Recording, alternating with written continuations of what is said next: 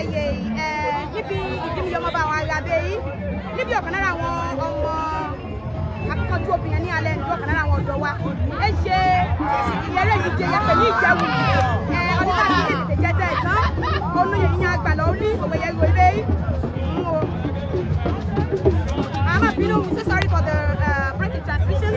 Ètò àwọn ọmọ fi network ní orílẹ̀-èdè Nàìjíríà dọ́là China wa àmọ́ bí òkú ṣe àtúntò padà lẹ́gọ̀ làbẹ́. Àbámọ́ pé yóò wọ̀ wá ìdílé bẹ́ẹ̀ dẹ́kẹ̀ ìdí rárá o.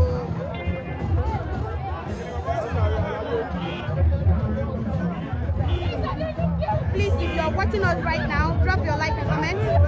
And that must be answered from our new Oiwola.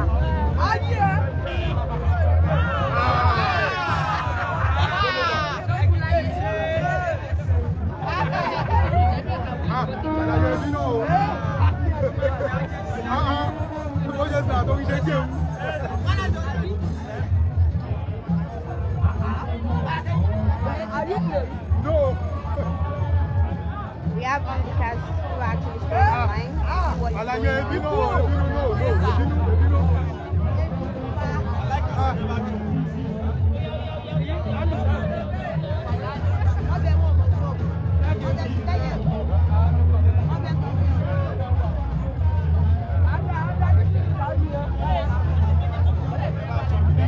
This is Ijewuru Competition sponsored by me, and according to you, therefore, anybody that can get it done, only and we have a lot of onlookers that are actually watching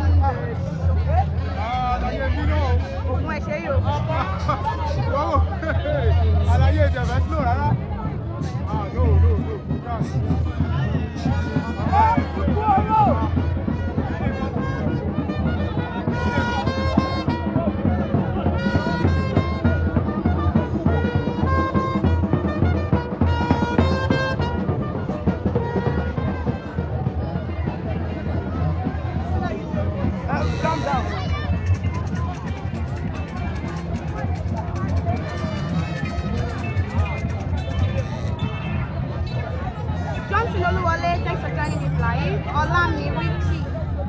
Oh my shit.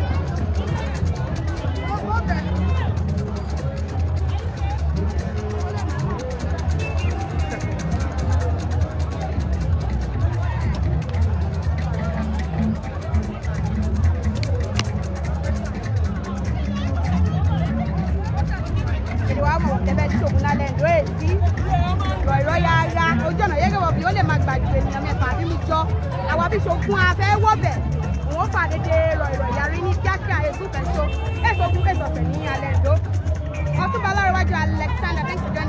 níbi o. Eré Ijewuru ni sponsored by Ijewuru Competition lọ ní aka ìdè mẹ́ta kí wọ́n ní ẹ̀ka pamọ́ fún owó láti ó ti jẹ́ tẹ̀tẹ̀ láyé tó ṣe ọ̀nà ọ̀ràn brọ́dá ẹ̀ wá ọ̀nà wàhálà landlord sorry my brother ẹ̀pẹ̀lẹ́ sà ẹ̀pẹ̀lẹ́ Ọlọ́run á ràn yín lọ́wọ́ o ẹ̀pẹ̀lẹ́ my brother.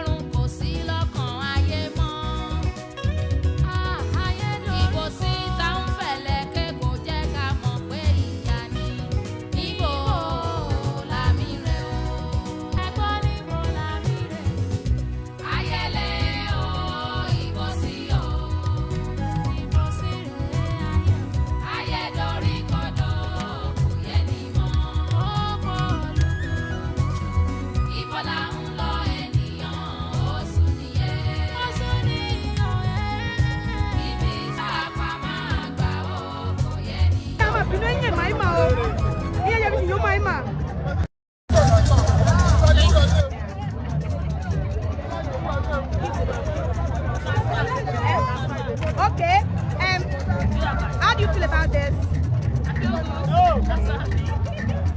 Wọ́n ní ẹni tó gbégbá orókè máa gba àtẹ̀jíṣẹ́ owó àtẹ̀ránṣẹ́ owó àti sáà wọ́n ní wọ́n máa tẹ owó yín ránṣẹ́ sí báwo